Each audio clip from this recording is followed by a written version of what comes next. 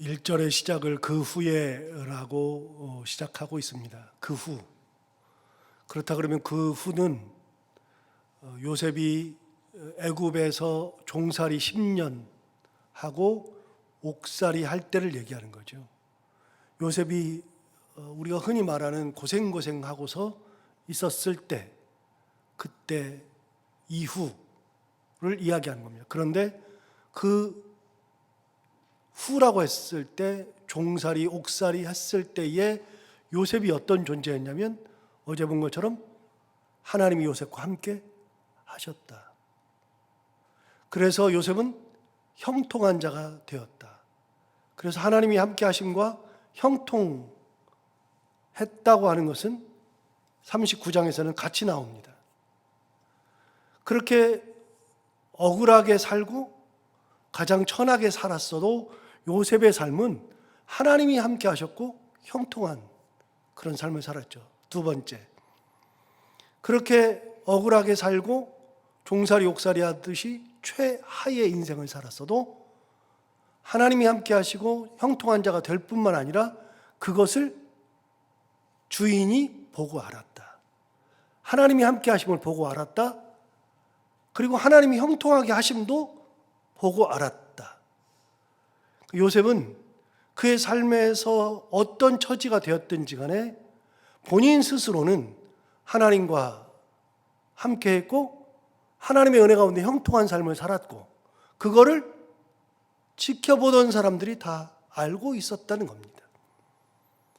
이게 옥살이하고 종살이하고 있는데 그런 상황 속에서도 다른 사람과 다르니까요. 그래서 세 번째, 그렇게 하니까 요셉에게 종살이 할 때는 집안일을 다 맡겼고 옥살이 할 때는 옥살이의 일들도 요셉에게 맡겼다. 요셉은 단 한 번도 내가 열심히 하니까, 내가 진짜 괜찮은 사람이니까 나한테 집안일을 좀 맡겨보세요, 내가 잘할 수 있어요 라고 말한 적이 없죠.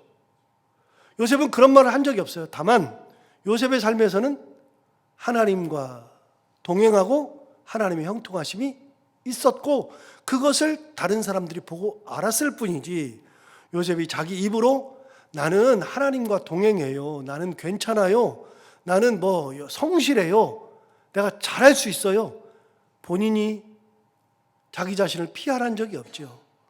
그런데 하나님과 함께 하시고 형통함을 이렇게 누리고 그리고 다른 사람들이 그걸 보는 순간에 요셉에게 일들을 맡길 수밖에 없죠.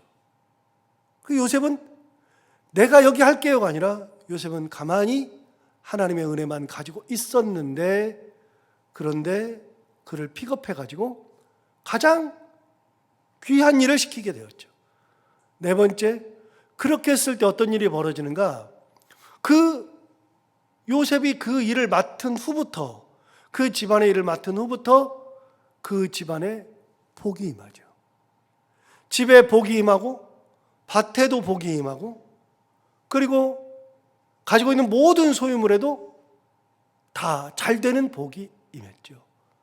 그건 누구 때문에 그런가? 누구 덕분인가? 바로 요셉 덕분이죠. 주인이 잘나서 그런 게 아니라 요셉이 하나님과 동행하니, 하나님께 형통함을 입으니 그 집안이 잘 되는 겁니다.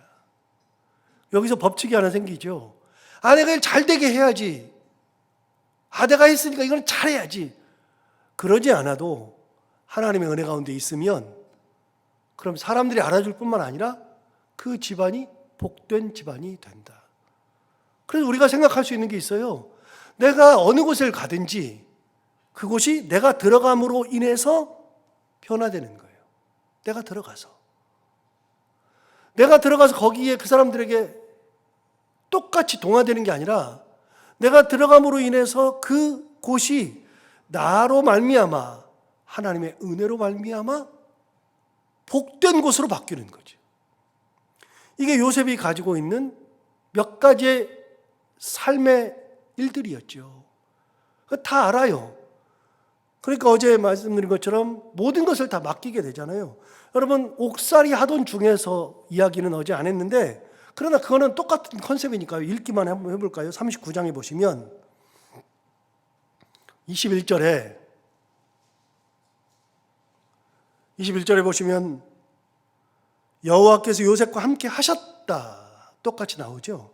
23절 맨 뒤를 보시면, 9장 23절 맨 뒤를 보시면 여호와께서 그를 범사에 형통하게 하셨더라. 그러니까 요셉은 하나님이 함께 하신다, 형통한다는 것은 다 나옵니다. 양쪽 다 똑같이 나옵니다. 그래서 어느 곳에 가 있어도 하나님과 함께 하면 되는 거예요. 하나님의 은혜 가운데. 자, 두 번째는 여러 가지 중에서는 맡긴다 그랬잖아요. 다 맡긴다 그랬잖아요. 21절 보시면 여호와께서 요셉과 함께 하시고 그에게 인자를 더하사 간수장에게 은혜를 받게 하셨죠. 그래서 은혜를 간수장에게 받아요. 그래서 간수장이 어떻게 했느냐, 22절에 간수장이 옥중 죄수를 다 요셉의 손에 맡겼다. 역시 여기서도 요셉이 내가 이 죄수들을 다 맡고 있을게요, 걱정하지 마세요, 내가 할게요 하지 않고요, 그냥 요셉이 그대로 똑같이 하니까, 변함없이 하니까 그런 일들이 벌어지는 겁니다. 여기서도 모든 일들을 다 맡겼죠. 22절 다시 보시면 간수장이 옥중 죄수를 다 요셉의 손에 맡김으로 그 재반 사물을 요셉이 처리하고 간수장은 그의 손에 맡긴 것을 무엇이든지 살펴보지 아니하였다. 아무것도 살펴보지 않았어요. 왜? 여호와께서 요셉과 함께 하심이라. 그래서 요셉은 누구도 그가 하는 일을 점검하려고도 하지 않았습니다. 이렇게 하나님께 은혜를 입어서 옥살이를 하는데, 거기서 옥살이를 할 때 여러분 옥에 내려가자마자 야, 너 그 집에서 너 가정 총무로 했잖아, 너 열심히 했잖아, 잘하잖아, 여기서 이 죄수들 맡아, 그러지 않죠. 간수장도 봐야 될 거 아니겠어요? 그러니까 시간이 좀 흐른 겁니다. 제 생각에는 한 1년 정도는 흘렸을 겁니다. 1년 정도가 흘러가지고서는 그 1년 정도의 시간이 있을 때 간수장이 지켜보니까 그 정도 된 거죠. 그러니까 일을 맡겼습니다. 모든 죄수의 일을 맡겼습니다. 그리고 1년 정도가 지나고 40장이 시작되는 거죠. 자, 40장을 보시면 그래서 시작하는 게 그 후에입니다. 그렇게 된 후에, 그 후에 애굽 왕의 술 맡은 자와 떡 굽는 자가 그들의 주인 애굽 왕에게 범죄하였다라고 되어 있습니다. 범죄했습니다. 그리고서는 2절에 바로가 그 두 관원장, 곧 술 맡은 관원장과 떡 굽는 관원장에게 노하였다. 범죄했으니까 왕이 노하였죠. 여기서 참 재밌는 게 하나 있어요. 39장 19절 한번 볼까요? 39장 19절. 39장 19절에 의하면 그의 주인이 자기 아내가 자기에게 이르기를 당신의 종이 내게 이같이 행하였다는 말을 듣고 심히 노한지라. 그래서 보디발이 노한 장면이 나옵니다. 노예에서 감옥으로 보냈죠. 그런데 40장 2절에 보면 바로가 그 두 관원장, 곧 술 맡은 관원장과 떡 굽는 관원장에게 노해서 3절에 그들을 친위제사장의 집 안에 있는 옥에 가두니 곧 요셉에 갇힌 곳이라. 다 노했습니다. 보디발도 노했고 왕도 노했고. 그래서 노했는데, 여러분 노하면 처리할 수 있는 방법이 많잖아요. 노하면 요셉을 죽였거나, 아니 자기 아내를 겁탈하려고 그러는데 그걸 가만히 놔둬요? 노하면 죽였거나, 아니면 실컷해가지고서 다른 데다 팔아버리거나, 아니면 다른 감옥에다 넣거나, 여러 가지 방법이 있을 수 있겠죠. 자, 왕은요, 왕은 술 맡은 관원과 떡 맡은 관원이 자기한테 범죄했으니까 당연히 죽이거나 관직을 사탈해 가지고서 귀양을 시키거나 아니면 유배를 보내거나 아니면 그냥 일반인으로 만들어 버리거나 여러 가지 방법이 있는데 왕도 노해 가지고 감옥에 넣었죠. 왜 둘이 다 노했는데 왜 둘이 다 감옥에서 만날까요? 여러분 뭐가 안 느껴요? 하나님께서 불러 모으시잖아요. 방법도 많고 여러 가지 가능성이 엄청나게 많은데 그런데 그 가능성이 다 아니 진짜 왕에게 범죄했다는 얘기는 살아남을 수가 없다는 얘기죠. 자기 주인의 아내를 겁탈하려고 했다는 것은 살아남기가 어렵죠. 둘 다 살아남기가 어려운데요. 그런데 희한하게 그런 과정들이 다 있어가지고 다 노해가지고 거기 다 모여요. 누가 해요? 하나님이 불러 모으잖아요. 때가 되니까. 하나님이 하시는 일은요. 이게 노한 거는 나쁜 거거든요. 분명히 노하는 거는 나쁜 거예요. 그런데 이 나쁜 노하는 거 진짜 나쁜 건데 이게 하나님의 방법이에요. 하나님이 때가 돼서 만나게 해야 되는데 만날 수 있는 방법이 뭐냐? 감옥에서 만나면 되는 거니까. 그렇다 그래서 술 맡은 관원이나 떡 맡은 관원이 마음을 확 열어요? 마음을 열 수가 없죠. 요셉을 보고서 어떻게 마음을 엽니까? 그런데 마음을 열게 하시잖아요, 하나님이. 자, 볼까요? 4절 보시면 친위대장이 요셉에게 그들을 수종들게 하매 요셉이 그들을 섬겼더라. 그들이 갇힌 지 여러 날이라. 자, 친위대장이 요셉에게 그들을 수종들게 하였습니다. 이게 재밌는 게요.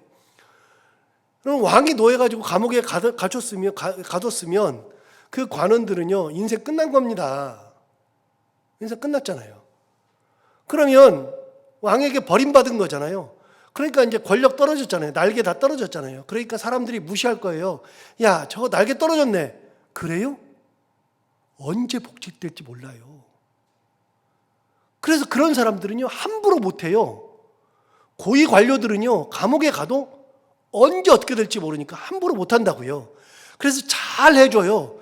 잘 해줘가지고서 내 인생이 확 펴가지고 그 사람이 다시 복직될 때 출세기를 가거나 거기 있을 때 그 사람을 무시하다가 그 사람이 잘 돼버리면 나는 멸망의 길로 가거나. 여러분은 만약에 그러면은 어떻게 해줄 거예요? 잘해줄 거예요? 무시할 거예요? 당연히 잘해줘야죠. 나락으로 떨어져도 잘해줘야죠. 저 같아도 잘해줄 것 같아요. 여러분 어떤 일이 벌어질지 모르잖아요. 무조건 잘해준다고요. 그래서 왕과 상관없이요. 옛날부터 고위 관료들은 우리나라도 마찬가지고 외국도 마찬가지고요.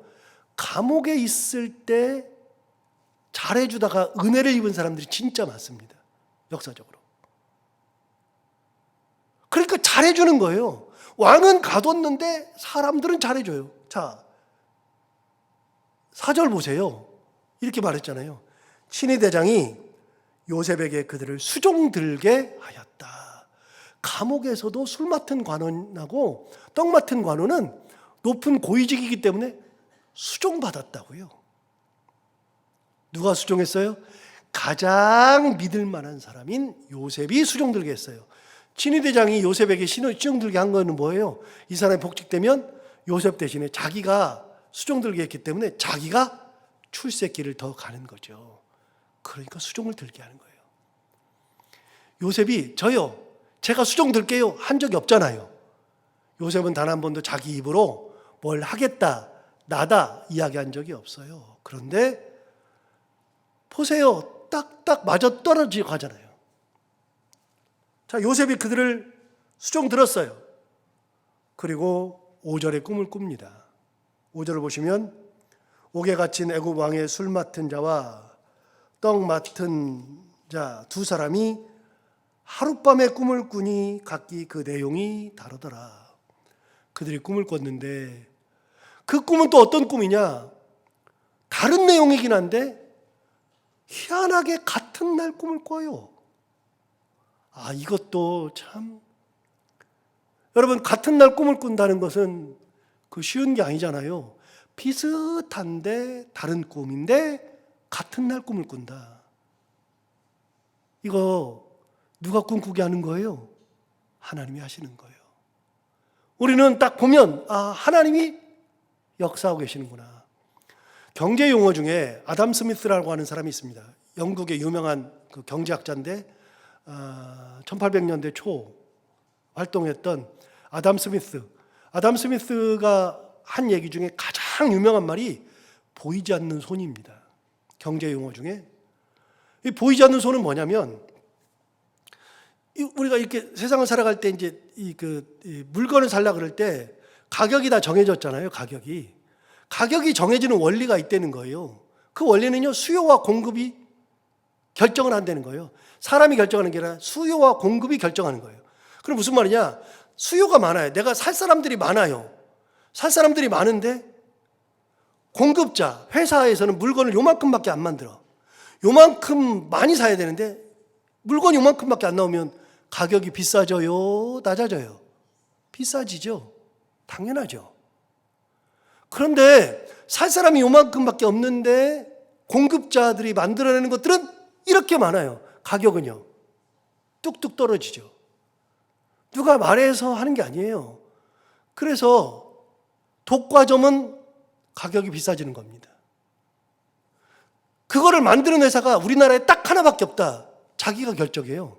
물건도 자기가 만들어내요. 옛날에 한 10여 년 됐나요? 허니버터 칩이라고 나왔어요. 허니버터. 기억나세요?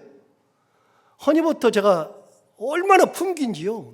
사람들이 막 줄을 서서 그거 사려고 막 그랬어요. 허니버터 먹어보려고 제가 진짜 노력했거든요. 나중에 하나 먹어봤는데 제 입맛에는 안 맞아요. 너무 달아가지고. 근데 그게 한번 유명세를 타니까, 그런데 회사에서 만들 수 있는데 잘 안 만들어요. 왜요? 가격을 결정하려고. 여러분, 그러니까 보이지 않는 손은 뭐냐면 사람들이 간섭하는 게 아니에요. 간섭을 안 하는데 놀랍게도 가격이 결정돼요. 수요가 많으면 가격이 오르고, 수요가 적으면 가격이 떨어지고, 공급이 많으면 가격이 떨어지고, 공급이 적으면 가격이 올라가고, 이게 보이지 않는 손이죠. 누가 이렇게 하자 안 해도 돼요. 여러분, 보이지 않는 손. 저는 이런 거 볼 때마다 아담 스미스의 그 말이 진리라고 생각하거든요. 여기 하나도, 단 하나도 인간의 방법이 안 들어가잖아요. 하나님께서 하시는 게 다 보이잖아요. 눈으로는 보이지 않는데 보이지 않는 손이 움직이고 있잖아요. 노하게 만들어서 감옥에 집어넣고, 하나님께서 왕의 마음을 노하게 만들어서 집어넣고, 거기서 요셉이 이미 들어가 있는데 요셉으로 하여금 수종들게 하고 꿈도 꾸게 하시고, 그것도 한날 한시에 하나님의 역사가 일어나죠. 자, 6절을 보시면 아침에 요셉이 들어가 보니 그들에게 근심의 빛이 있는지라. 요셉이 그날따라 가서 보니까 근심이 있는 거요. 그 근심의 빛을 어떻게 알아요? 뭐 그냥 쓱 지나가면 되는 거지. 그런데 요셉은 근심의 빛을 알아볼 수 있었어요. 그날따라 평소랑은 달라요. 그렇지 않아도 이 사람들은 감옥에 들어와 가지고 우울하고 힘드는데 그날따라 근심의 빛이 있어요. 그걸 딱 알아봤어요. 근심의 빛이 있네? 묻습니다. 7절. 요셉이 그 주인의 집에 자기와 함께 갇힌 바로의 신하들에게 묻되 어찌하여 오늘 당신들의 얼굴에 근심의 빛이 있나이까? 8절. 그들이 그에게 이르되 우리가 꿈을 꾸었으나 이를 해석할 자가 없도다. 뭔 뜻인지를 모르겠다. 그랬더니 요셉이 그들에게 이르되, 중요한 말을 하죠. 해석은 하나님께 있지 아니하니까 청하건대 내게 이르소서. 요셉이 분명히 말했습니다. 해석은 누구에게 있다고요? 하나님에게. 내가 해석할 수 있는 것은 아니다. 나도 해석할 수 있는 능력은 없다. 해석은 하나님께 있는 것은 분명하다. 그러니까 나에게 말을 해달라. 그러면 내가 하나님께 물어서 하나님이 내게 가르쳐 주시면 해석을 이루겠다라고 이야기하는 겁니다. 요셉은 8절에서도 얘기합니다. 하나님을 이야기하죠. 10몇 년이 지났는데도 요셉은 단 한 번도 자기의 저지를 원망하거나 그것 때문에 괴로워하거나 옥살이 했으니까 내가 이렇게 10년이나 열심히 살았는데 그 얘기도 안 해요. 그냥 옥살이 가면 옥살이 가는 거예요. 거기서도 하나님의 은혜 가운데 있고 거기서도 하나님의 말씀 가운데 있고 그러니까 거기서도 똑같이 하나님의 은혜, 형통, 함께 하심을 입어서 거기에서도 이런 일들이 있죠. 요셉은 변하지 않아요. 하나님.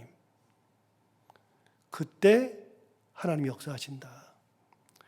요셉은 13년 어려움 속에서도 하나님이 역사하시죠. 오늘 우리가 요셉을 다시 보는 것처럼 하나님은 보이지 않는 손과 같이 내가 모르는 사이에 역사하시고 움직이시고 이끄시고 거기다 다 모으시고 그리고 큰 일을 하시는 것처럼 하나님의 그 역사를 바라보면서 우리도 어떤 처지나 환경이 있다 할지라도 끝까지 하나님 바라보면서 은혜 가운데 살아가는 우리가 다 되기를 바랍니다. 기도하겠습니다. 하나님 아버지, 요셉의 13년이 어찌 괴롭지 않겠습니까마는 저만 해도 조금만 길어지면 하나님 왜 그래요? 라고 하는 것이 입에서 버릇처럼 나오고 있는데 요셉은 13년이 지나도록 하나님을 사랑하고 하나님의 뜻대로 사는 것에 있어서 변함이 없었는데 그렇게 끝까지 하나님을 바라볼 때 아무도 알지 못하는 사이에 하나님의 보이지 않는 손이 움직여서 모든 것을 처리하시고 인도하신다는 것을 또 한 번 깨닫게 됩니다. 하나님 아버지, 우리도 요셉처럼 끝까지 하나님을 의지하고 하나님과 동행하며 하나님 앞에 은혜를 입어서 살아가는 저희들 다 되게 하여 주옵소서. 하나님 아버지, 오늘도 이 요셉을 묵상하며 오늘 하루를 보낼 때 은혜 가운데 우리의 삶을 붙들어 주시기 원하옵고 오늘도 기도하러 나온 사랑하는 모든 분들 기도하는 거 하나하나를 다 응답해 주시기 원하며 해야 되는 것들 기쁨으로 잘 감당하고 만나는 분들과 함께 행복한 하루를 보내는 귀한 하루가 되게 하여 주옵소서. 예수님 이름으로 기도하옵나이다.